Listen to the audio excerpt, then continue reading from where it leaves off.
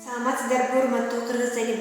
Баарыңыздарды Тил майрамынын 31 жылдыгы менен чын жүрөгүмдөн куттуктайм. Кыргыз тили өсүп, өнүгүп, эч качан өчпөгөн түбөлүктүү тилдердин бири болсун. Кыргыз тилибизде, өзүбүздүн эне тилибизди сактоо ар бирибиздин атуулдук милдетибиз. Жеңишбек Жумакадыр кыргыз тили минип калды араба. Буга чейин айтты дагы якындар. Антсе дагы айта турган акым бар. Кыргыз болуп төрөлгөндөр кыргыз тилин унутууга айтчы, кандай акым бар? Кыргыз болуп, орусчалап сүйлөгөн, өз баласын орусчалап тилдеген, кыргыз туруп эне тилин сүйбөгөн арабызда кыз уландар жок бекен? Салам менен приветтин айырмасын билбеген.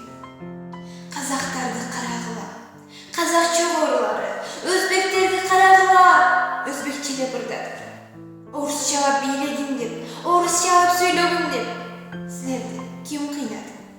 Чет тилди да үйрөнөлү. Бирок анын айта турган жери бар. Ата бабам айтып келген.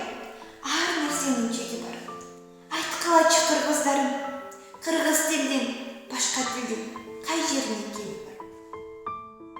Таза туруп, баттыл окшойт санага.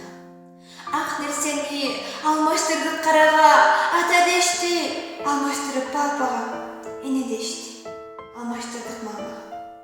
Башка тилдер минип жүрсө нерсе дес, кыргыз тили минип калды араба.